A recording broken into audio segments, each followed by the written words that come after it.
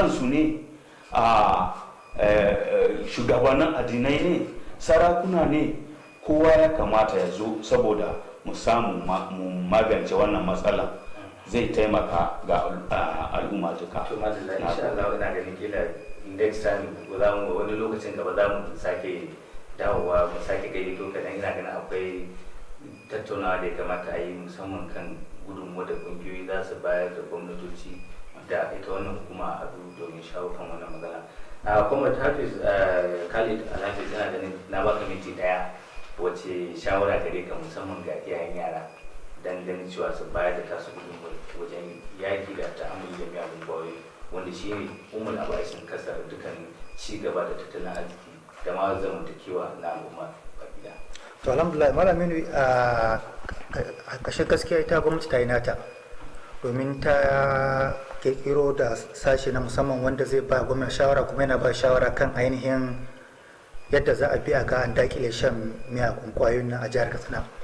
Illa iyaka da cewa su kuma iyaye su tashi tsaye su sa ido wajen 'ya'yansu, domin ba zan manta ba ko ne rahoto da taba zuwa mana a nan ofis namu akan wasu abin nan kungwanni a nan jihar Katsina, wanda cewar ina matasa mata dinna masu sai da awara, za a gansu sun yi layi suna sai da awara, za kuma matasa na zuwa kuma suna sayan awara. To rahoto sun cewa yawancinsu ba awara suke sayarwa ba, ashe kwaya ce ake ba 'yan matan su rika sa da wurin mama. Idan ka zo sayan awara sai ka bada naira 200 sai hada maka da awara da kwaya sai a daga sai ka baka sai ka tafi. To kaga wannan iyaye ne kamata su sa ido a yansu. Kin ke uwa kin tura yake wajen toya awara, to amma sai ga ta zo miki da kuɗi fiye da kila na awarai, to ina ta samu wayannan kuɗin? Daga sama aka mata ruwa. To haka iyaye kenan kamata su sanya ido sosai domin sauke nauyin da Allah subhanahu wataala ya daura ma wasu. To ka cinye mintin ka daya, ina ganin Malam Mustapha matasa su ne kishin bayan ci gaban al'umma, kana da minti daya da za ka kira ga matasa. To ni kiran da zai ga matasa ba wani bane shine ya kamata a matsayinka na matashi ka fahimci abu daya, cewa rayuwarka da Allah ya baka ba taka bace kai kadai. Kasancewa kana da muhimmanci ga kanka, kana da muhimmanci a gidan da ka fito, kana da amfani ga unguwar da ka fito, kana da amfani ga local government din da ka fito, haka kuma kana da amfani ga ƙasarka da jiharka. So idan ka bari rayuwarka ta lalace, to kuma dukkan waɗannan mutanen da na lissafo sai abin ya shahe su. Kamar yadda idan kai nasara ka zama wani abu, waɗannan mutanen da na lissafo duk sai sun karu da kai. Kamar yanzu ne halin da ake ciki, duk ɗan Katsina yanzu duk jihar da ya je zai buge gaba da an ce kai ɗan ina ne, ya ce shi ɗan Katsina ne, ba dan kuma da yana tunanin cewa shugaban ƙasa ɗan Katsina ne, za a yana ta kuburi da cewa shi ɗan garin shugaban ƙasa ne. To haka kai ma kasancewa idan ka gyara rayuwarka ta yi kyau, to haka za a riƙa kori da kai. Haka kuma idan ka gyara rayuwarka ta lalace, to kuma duk wani wanda ya shahe ka za ka zama mai matsala, saboda a lokacin za a komo ma ana neman ya za a yi da kai. So ina so matasa su fahimci haka, su tsaya su gyara rayuwarsu ba don kansu kawai ba, a'a don wa'anda Allah ya liƙa tare da su. To alhamdulillah masu kallon mu a madadin shugaban gidan talabijin na jihar Katsina Alhaji Sandar Gaba da kuma dukkanin lokacin ma'aikatan gidan talabijin na jihar Katsina da kuma waɗannan jami'ai da suka zo domin ba da gudunmuwarsu a kan yadda za a shawo kan wannan matsala ta ta'amuli da miyagun ƙwayoyi, ni Aminu Garba ɗan Dagoro da na jagoranci wannan shirin da ke cewa Allah shi ba mu alkhairinsa.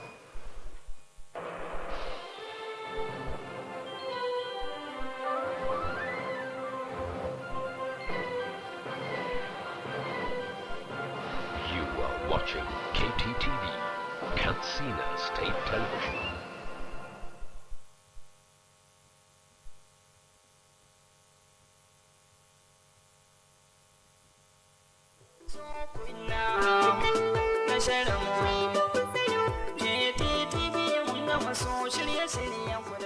Jama'a masu kallon mu, kuna da damar da za ku iya sauke manhajar gidan talabijin na Kttv a wayoyinku na hannu wato Android da sauran shafukanmu na sada zumunta a wasu sassa na duniya domin ganin shirye-shirye da samun labarai kai tsaye. Sunana Labiru Kabir Kofar Bai, ɗalibi mai karatu a ƙasar Sudan. Mun ji daɗin kawo mana shirye-shiryen Kttv da aka yi a saman wannan sabon manhaja domin kalla a sauƙaƙe. Sunana Ismail Bashir Nasiha daga Sudan. muna jin daɗin shirin Kttv daga nan Sudan. Domin ganin shirye-shirye da samun labarai kai tsaye sai ku ziyarci shafukanmu na yanar gizo kamar haka www.kttv.katsina.com ko kuma ku sauke manhajar Kttv ta hanyar sanya Kttv Katsina a cikin Play Store ko kuma ku ziyarci shafukanmu na Facebook ta hanyar sanya Katsina State Television Service ko kuma ku ziyarci channel ɗinmu a YouTube ta hanyar sanya Katsina State Television Service ko kuma ku ziyarci shafukanmu na Twitter @Kttv Katsina. Ku kasance da gidan talabijin na Kttv domin ganin shirye-shiryenmu masu ilmantarwa, faɗakarwa da kuma nishaɗantarwa. Kttv, tasha mai gamsarwa.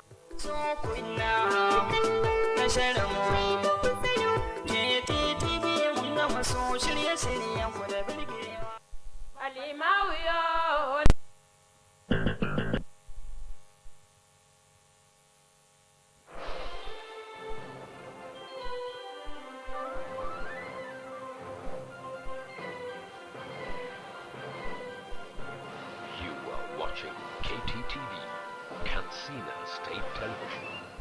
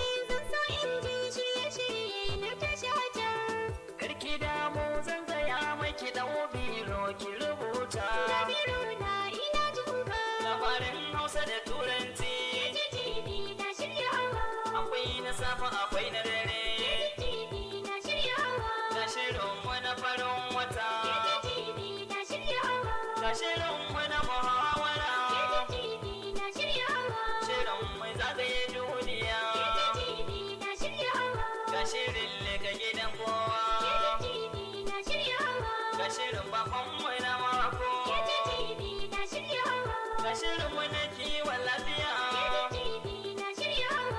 Ga kuma wasa kwakwalwa. Kttv na shiryawa. Ga shirin mai na hannu daya. Kttv na shiryawa. Ga shirin gyara kayanka.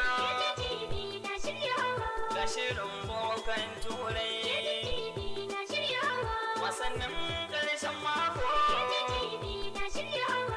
Ga shirin mai na addini. Kttv na shiryawa. Faɗakarwa da ilmantarwa. Kttv na shiryawa. Ga shirin mu na kwaitawa. Kttv na shiryawa. Tafsirin shehu na asiru. Kttv na shiryawa. Wato na goron dutse. Kttv na shiryawa. Ga shirin mu na fata ta gari. Kttv na shiryawa. Ga shirin kiyaye doka. Kttv na shiryawa. Ga shirin kundin kuliya.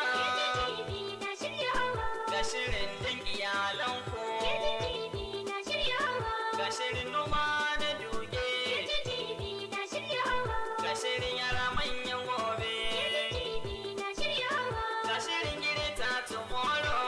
Kttv na shiryawa. Ga shirin bakon mu na mako. Kttv na shiryawa. Ga guest of the moment. Kttv na shiryawa. Dandalin Sasime City Red. Kttv na shiryawa. Sasime shiri ne na yara. Kttv na shiryawa. Ga shirin waƙoƙinmu. Kttv na shiryawa. Shirye-shiryenmu na safe da yamma na birgewa.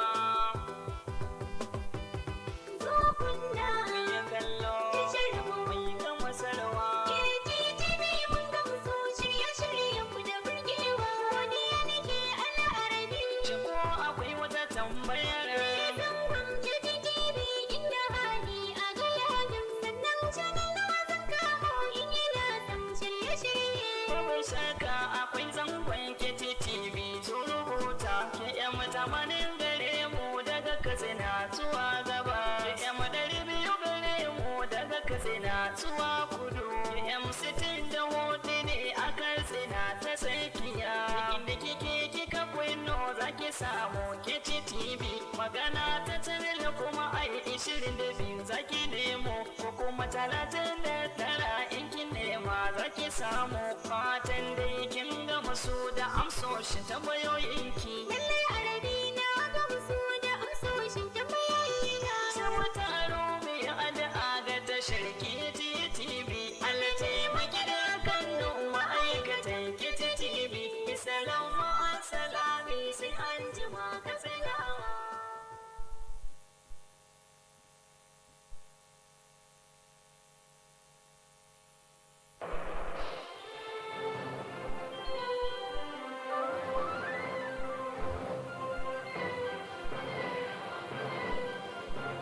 You are watching KTTV, Katsina State Television.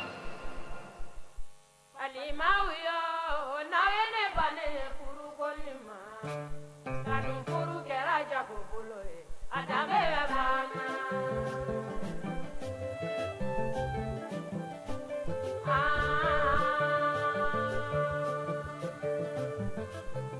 Alimawiyo, nawene bane furu kolima. Kabi furu kera jago buloye, adame bana.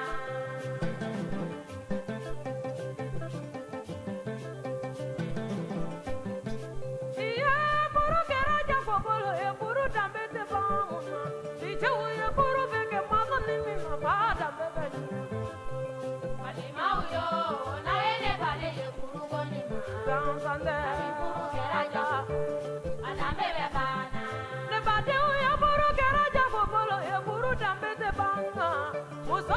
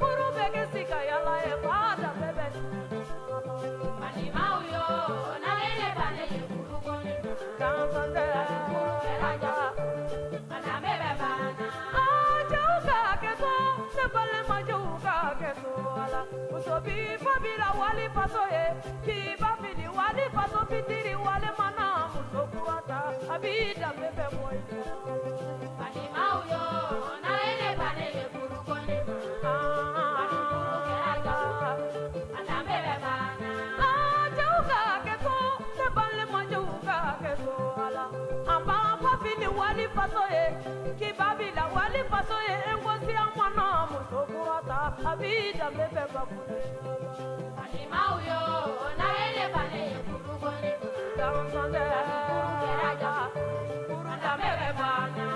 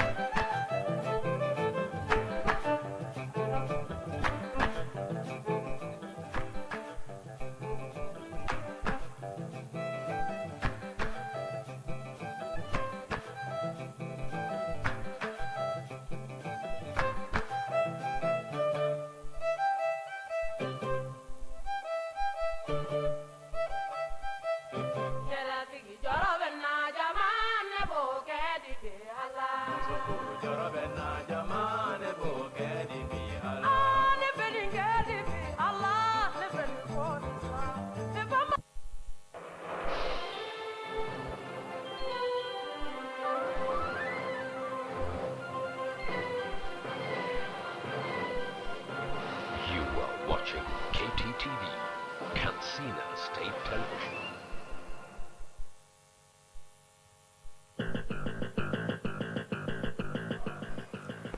On news tonight, President Muhammadu Buhari felicited with Muslims Ummah for completion of Ramadan fast.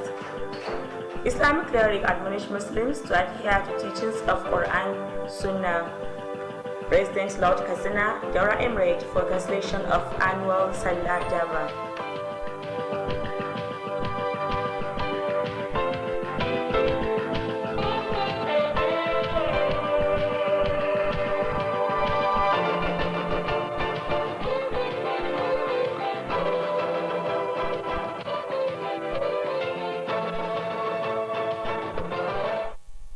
Good evening and welcome on News Tonight. My name is Fatima Ibrahim Tukur.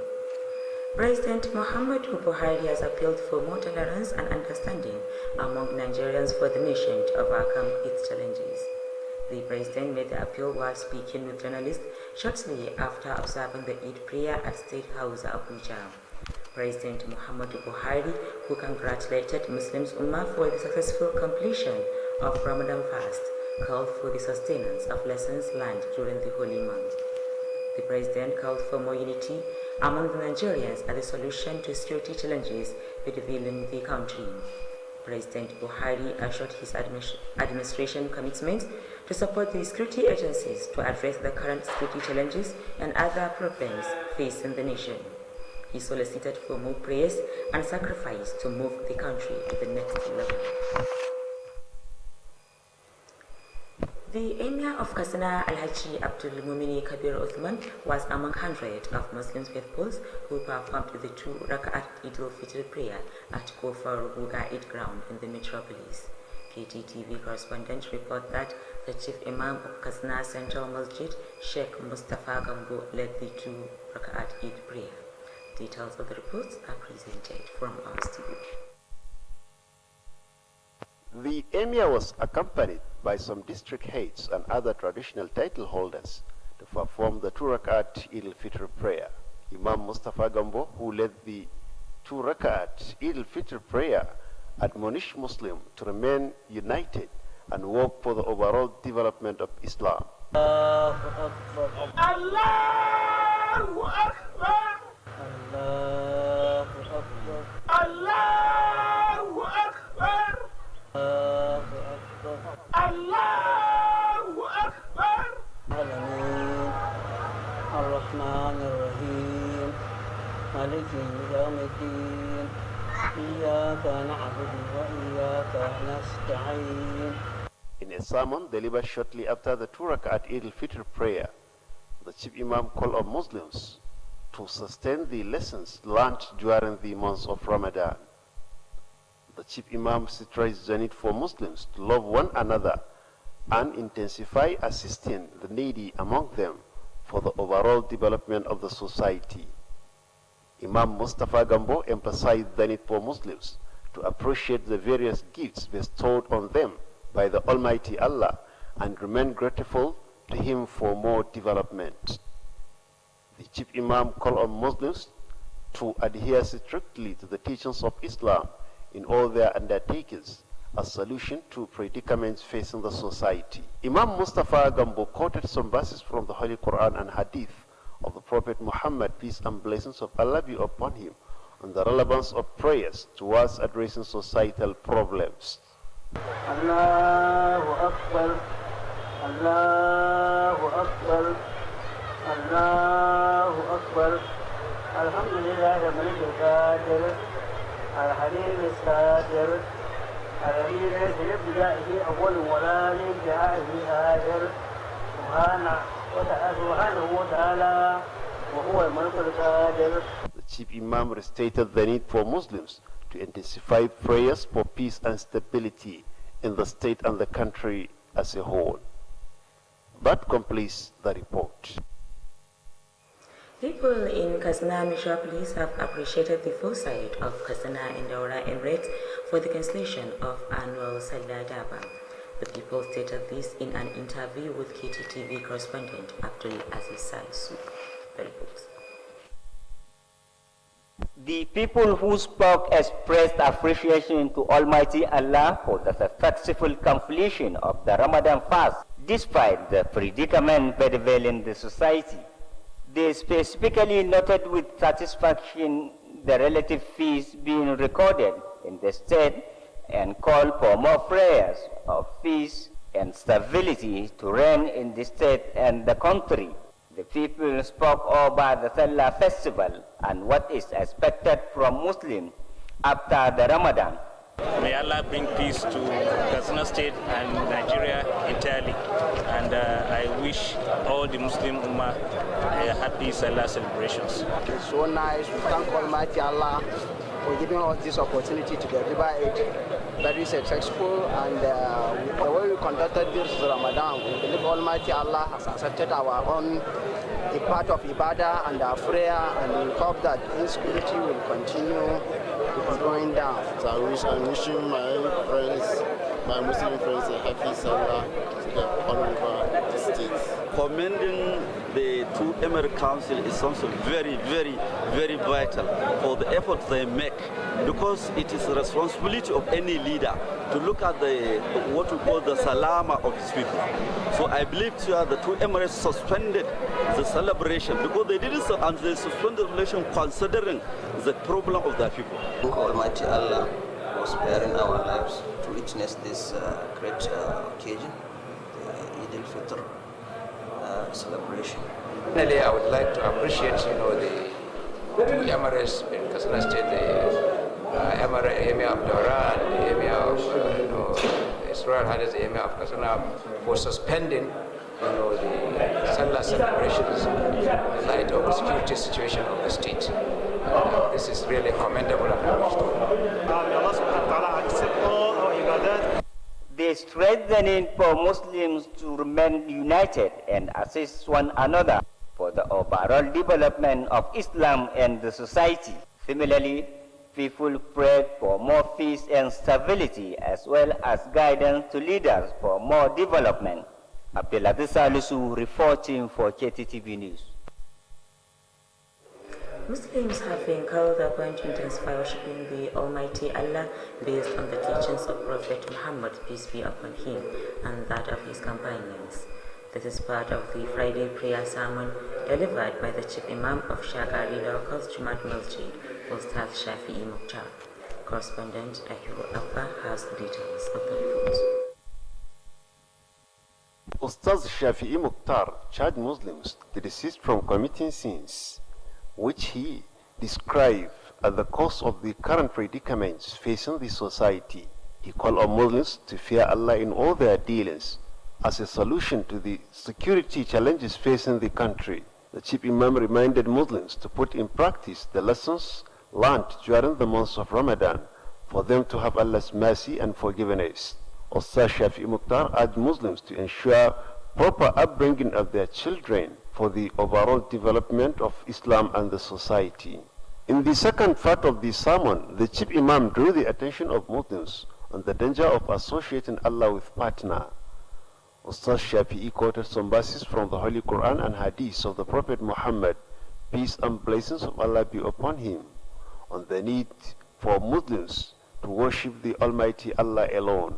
He also reminded the Muslims on the relevance of seeking for Islamic knowledge, which will guide them to understand Islamic tenets.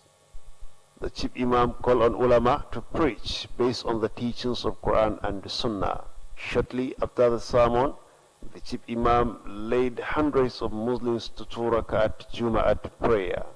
Allahu Akbar. Alhamdulillahi Rabbil Alameen. Ar-Rahman Ar-Rahim. Maliki Yawmiddin. Dahiru Abba are reporting for Kttv News. Muslims have been called upon to intensify worshiping the Almighty Allah based on the teachings of Prophet. SS Gofar in Dhaka Old Boys Association has held its annual general meeting with the call on members to redouble efforts toward the development of the alma mater.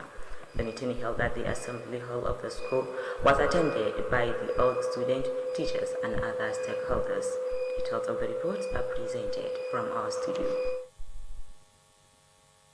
Speaking at the occasion, the grand patron of the Students Association, Alhaji Haruna Dalhatu, who is also a former principal of the school, commended the old students for their commitment towards the development of their former school and education in general.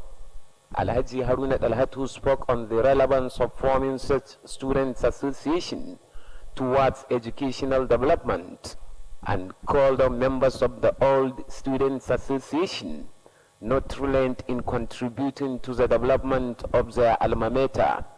The grand patron stressed the need for the members to be assisting one another and work closely to achieve the desired objectives. Alhaji Haruna Dalhatu assured them of more support and assistance to move their former school and education in general. The chairman of the Old Students Association, Dr. Lawal Irosani, said the meeting is being conducted annually to bring together the graduates of the school with a view to finding out on how best to move their alma mater forward. Dr. Lawal Irasani expressed gratitude over the turnout of the members during the meeting and called on them to sustain the tempo. The chairman acknowledged the support being given to the association by the PTA and SBMC of the school, and assured to continue partnering with other stakeholders to move the former school forward. Dr. Lawal Irasani spoke extensively on the efforts being made by the association towards complementing government effort of improving the standard of education and called on members to redouble effort in bringing more development to their alma mater. The principal of the school, Alhaji Samail Abdullahi, expressed appreciation to the Old Students Association for organizing the annual general meeting. Alhaji Samail Abdullahi expressed optimism that the meeting will deliberate on how best to move the school and education forward. He assured to work closely with the Old Students Association to achieve the desired objectives.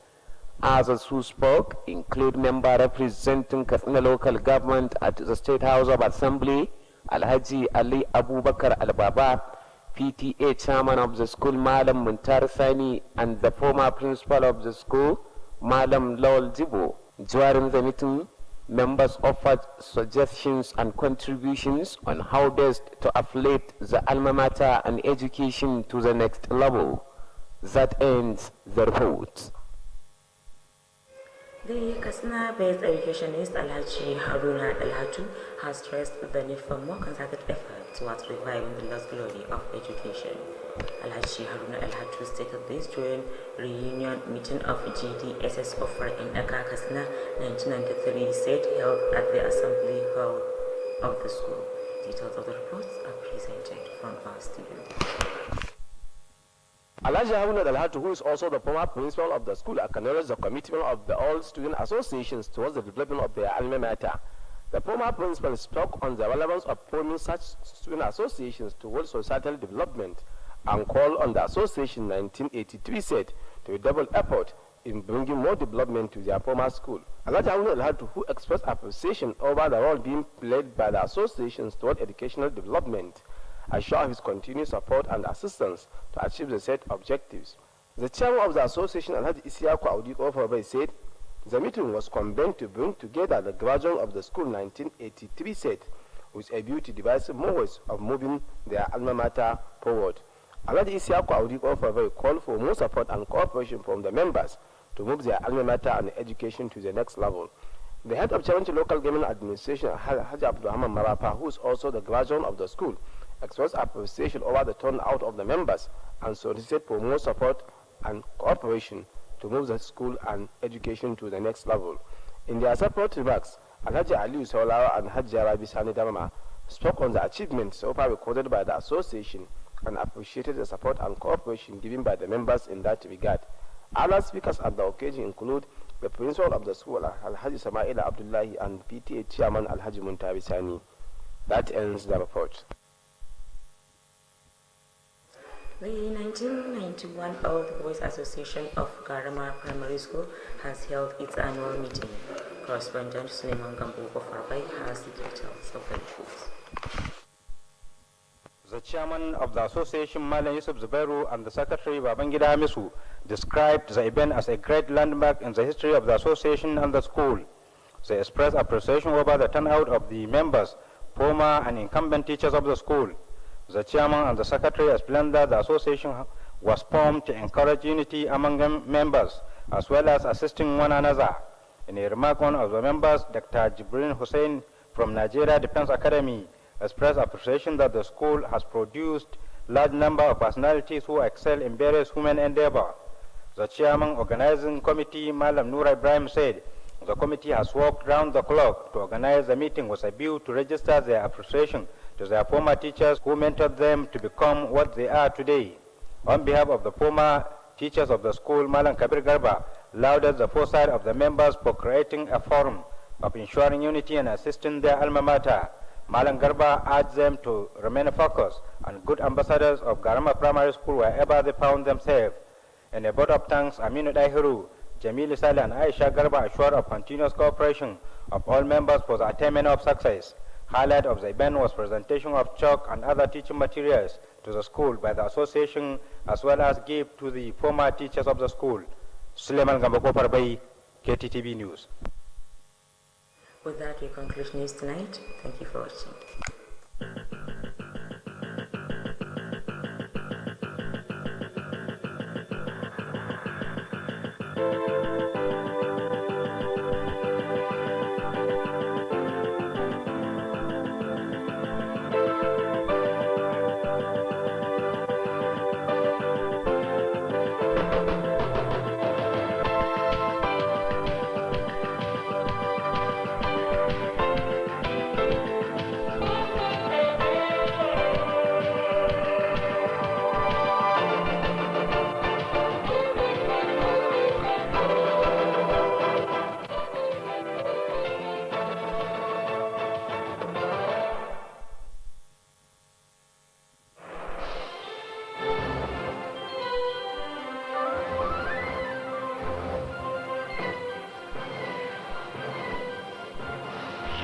Watching Kttv, Katsina State Television.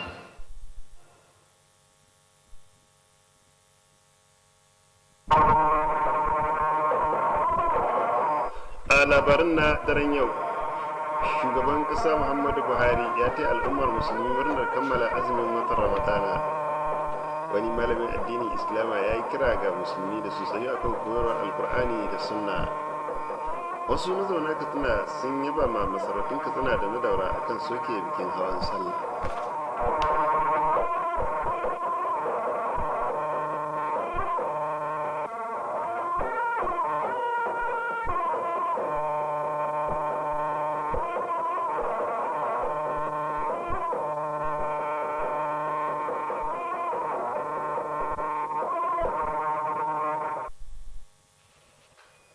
Masu kallon gidan talabijin na jihar Katsina, assalamu alaikum, barkanmu da dare ga kuma fassarar labaran wanda ni Dahiru Abba zan karanto. Shugaban kasa Muhammadu Buhari ya yi roƙo ga ƙarin yarda da fahimtar juna a tsakanin 'yan Najeriya domin magance ƙalubalen tsaro da ake fuskanta. Shugaban kasar ya yi wannan roƙo a lokacin da yake ganawa da 'yan jarida jim kaɗan bayan kammala sallar Idi a gidan gwamnati da ke Abuja. Shugaba Muhammadu Buhari, wanda ya taya al'ummar musulmi murnar kammala azumin watan Ramadana, ya yi kira da ɗore da darussan da aka koya a lokacin watan na Ramadana. Shugaban kasar ya yi kira ga ƙarin haɗin kai tsakanin 'yan Najeriya a matsayin maganin matsalar tsaro da ke addabar ƙasa. Gwamnatinsa na tallafa ma hukumomin tsaro domin su magance matsalar da sauran matsaloli da ƙasar nan ke fuskanta. Ya nemi ƙarin addu'o'i da sadaukar da kai domin ciyar da ƙasar nan zuwa mataki na gaba. Mai martaba sarkin Katsina Alhaji Abdulmumin Kabir Uthman na daga cikin ɗaruruwan musulmi da suka halarci sallar Idi a masallacin Idi da ke kofar Guga a nan cikin birnin Katsina.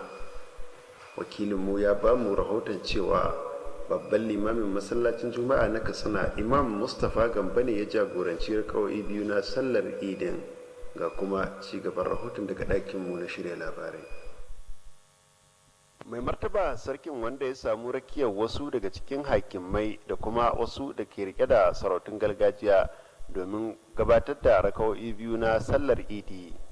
Imam Mustapha Gambo, wanda ya jagoranci raka'o'i biyu na sallar Idi, ya yi kira ga al'ummar musulmi da su ci gaba da haɗa kawunansu su kuma yi aiki domin ci gaban musulunci. Allahu Akbar. Allahu Akbar. Allahu Akbar. Allahu Akbar. Allahu Akbar. Allahu Akbar. Alamin. Ar-Rahman Ar-Rahim. مالك يوم الدين إياك نعبد وإياك نستعين. A hudubar da ya gabatar jim kaɗan bayan kammala raka'o'in da su ci gaba da gudanar da abin da suka koya a lokacin azumin watan Ramadana, babban limamin ya jaddada buƙatar da ke akwai ga musulmi na su so junansu su kuma ƙara ƙaimi wajen tallafa ma mabukata daga cikinsu domin ci gaban al'umma baki ɗaya.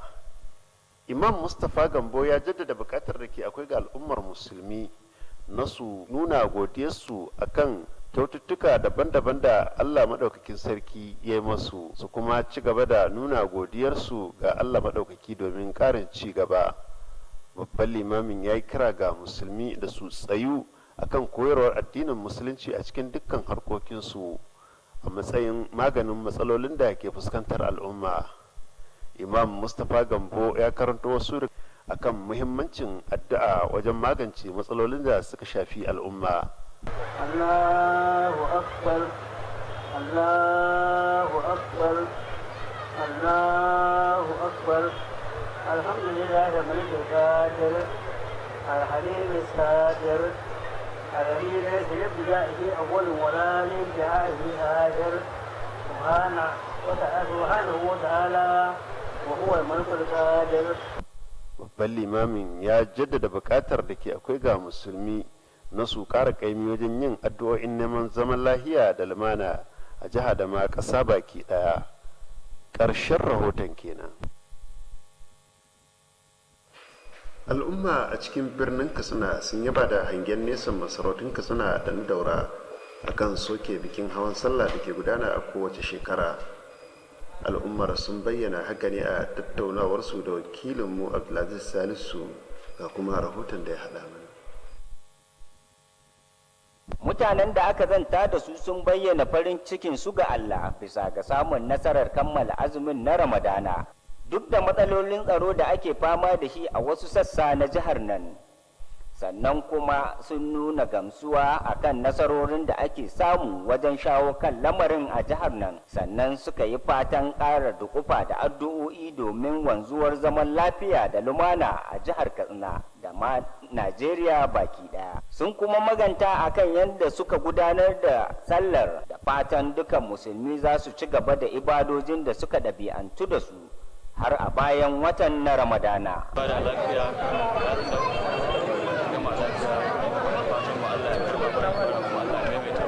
ibada yau watan ya zo ƙarshe to muna murna muna kuma godiya da Allah ya kawo mana ƙarshen wannan ibada lafiya. Allah ya kawo mana ibada lafiya. Kar darussan da muka samu na Ramadan don mu kiyaye abubuwan da Allah ya umarce mu kiyaye, mu hannu da annabin da Allah ya umarce mu hannu. Sannan kuma muna kira ga al'ummar jihar Kaduna da Allah ubangiji shi ba mu lafiya da zaman lafiya.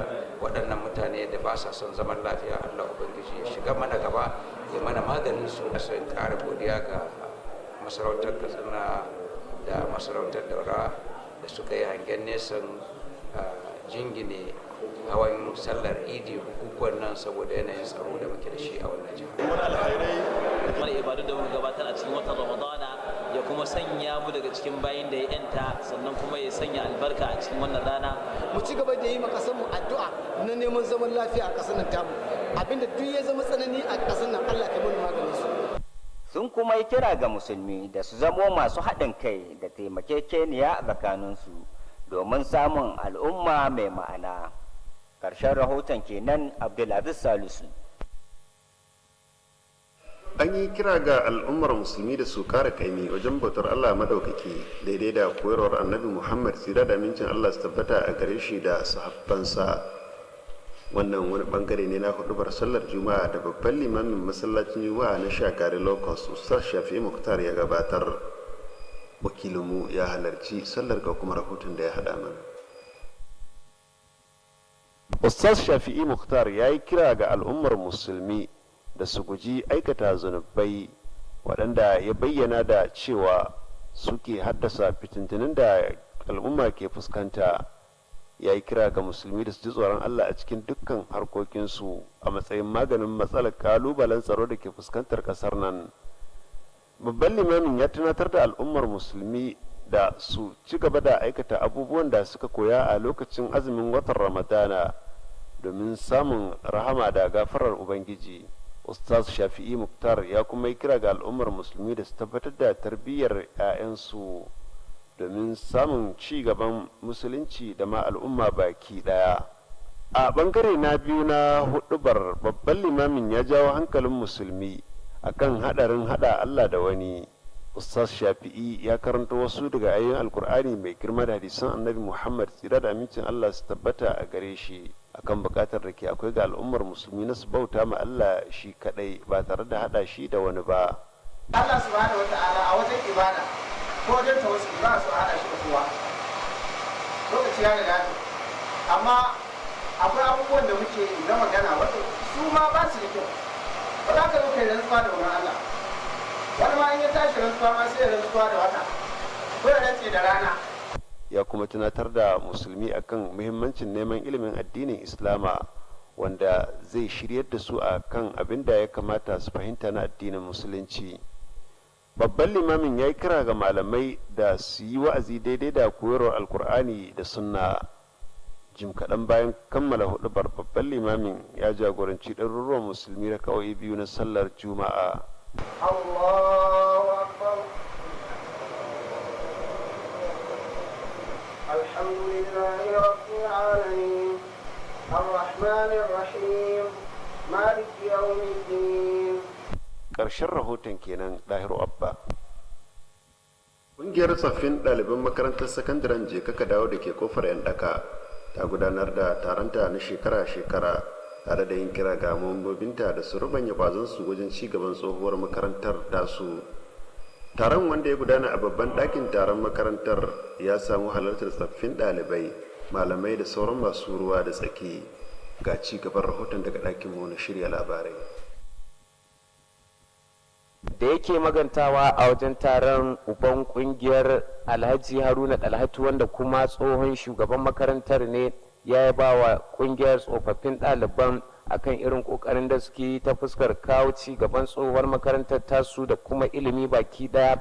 Alhaji Haruna Dalhatu ya yi magana akan muhimmancin kafa irin waɗannan kungiyoyi ta fuskar kawo ci gaban ilimi, sai ya kira ga mambobin kungiyar akan kada su yi ƙasa a gwiwa wajen bayar da gudunmuwa ga ci gaban tsohon makarantar tasu.